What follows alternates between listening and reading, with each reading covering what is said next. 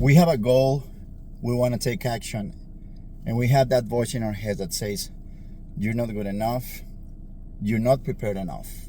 And probably 100 other different things that will many times eventually stop us from even trying to do things that we want to do. Let's talk about that voice. That's what I call the fear whisperer.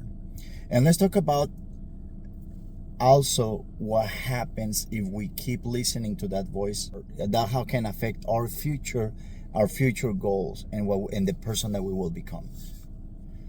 The first thing is, we know we're always going to hear that voice. That is something that is not negotiable, and we cannot really control it. It's an automatic mechanism that humans have to stop.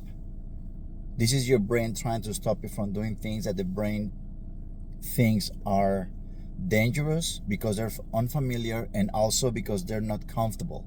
Usually the brain is going to lead us towards things that are safe and in the comfort zone. So one thing that we have to understand is that we will never get to the point where we are going to be able to control that voice in our head. Even if you are if you become the kind of person that you're action oriented, or taking action on the things that you want to do, you will always have that little voice in your head that will try to stop you from doing those things. And if you watch interviews from professional athletes, you will notice that they talk about that. They say, even when I'm in the moments that I'm probably playing at the peak of my game, I still hear that voice. I still feel that fear. I still have those doubts, because that doesn't go away. And that's part of the voice that talks to us. That's part of the fear whisperer trying to stop us. And that's one of the things that's one of the ways that we're going to pay in the future if we pay too much attention to it. It's stopping us from doing the things that we want to do. Many times stopping you even from trying to do those things. So we have to remember that we're not going to stop listening. We're not going to stop hearing it, but the importance is don't listen to it. It's very different being able to say, I can hear it, but I don't listen to it, meaning I don't pay attention to it. Second thing, like I mentioned before, comfort and fear. Those are the two things that the fear whisperer is focusing on. Anything that is new, you will fear it. Anything that is not comfortable, you will fear it. Anything that it feels that will take you out of the comfort zone or safety zone, you will fear it. So if you think about it, pretty much anything that is new, you will fear it. Even if it's something that you know very well that is going to help you. It's like the people that smoke, for example. People that smoke, they know that they're messing up with their health. And the moment that they think, okay, I want to quit smoking because I know this is not something that is going to help my health, they still have they have that voice in their head. Why? Because one, it became a habit already. That voice that says, you're not good enough to quit, you don't need to quit, or you have to think about all the problems that you're going to have to go through if you want to quit. So that voice is something that became a habit, and it's a bad habit. It will support it, even though it knows that change that you want to do will improve your quality of life, and it will very probably even improve how many years you live, the number of years that you will live. It got used to the bad habit, which is the smoking, and it will try to convince you not to stop it, because simply put, you're already used to it. You're in the comfort zone smoking, and you're in the safety zone smoking. As as absurd as that sound. And that's how the fear whisperer works. It just works to the things that have become a habit. It doesn't really measure if it's a good thing or a bad thing for you. It's just simply the thing that you're repeating, and the thing that you're doing over and over and over. It will get to the point where it will get used. This will get used to it, and it will support it. It will market it, if you want to put it that way. Another thing that it's important is to notice is you have to understand that this voice is going to go against your goals, is going to go against your desires, is going to go against things that you want to take action on, because those things are new. It's not going to measure if it's something that is going to help you or not. It's simply put, it's something new. So it's scary. So this is the voice that is going to keep you from taking action. This is the voice that is going to bring fear. This is the voice that is going to bring self-doubt.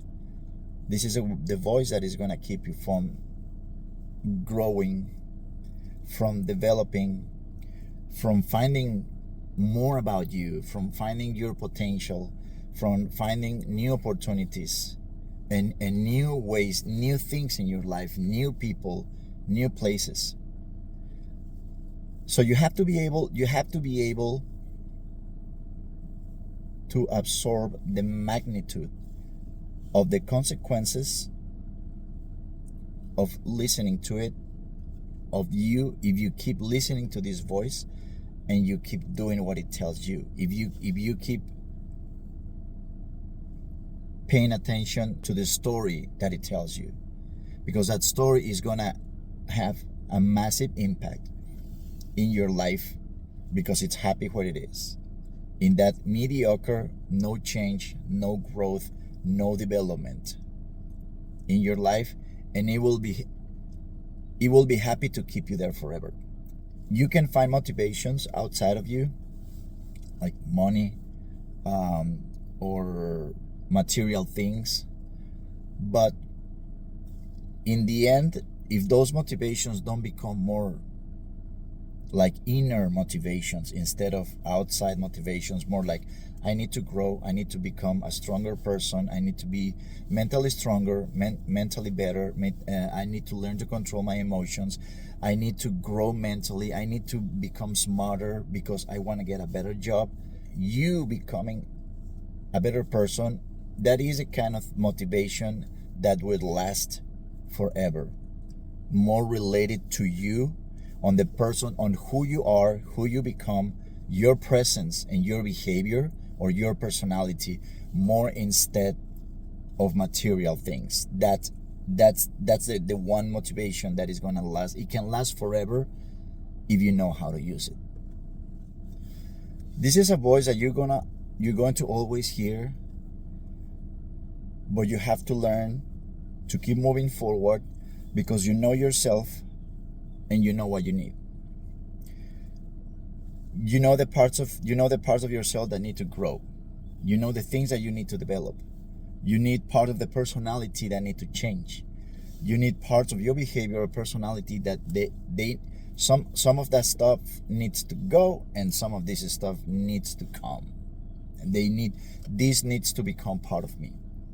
You are the only one person that really knows yourself to the point and say, I know what I really need. I know what I need to let go, and I know what I need to embrace. I know what I need to add to myself, to the person that I am. So whenever you're going to start something, listen to it. Be aware that it's going to show up. You hear it, and when it's done, you have to let it go.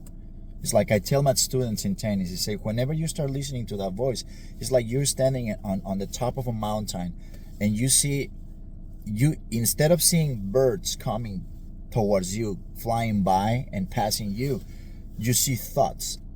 And those are the thoughts and the sentences and the words of the fear whispered. You see them coming, and you're gonna see them coming, and you're gonna let them pass. You know they are there, but you don't follow it. Self-doubt, I'm not good enough, and you don't stick to it. You don't get stuck on that thought and follow it. Even if when it's gone, you're looking back. You're trying to move forward, but you're looking back at that thought. You just see it coming and you let him pass you by. And you know that's gonna happen. And then you're gonna have the voice of conviction. The fear whisperer is always gonna be the first one to show up. Immediately. Immediately after you make a decision, or you want to do something, you decide to do something, or you're thinking about a plan or a goal, it's always going to show up. Anything that you want to do, many times it's going to show up, unless it's something that is not relevant and it's easy to take action on that. But it's usually going to show up.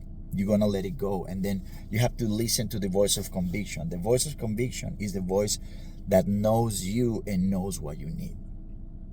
And you say, okay, I know I'm probably not good enough right now for that, but I know I need it. I know I need to do that.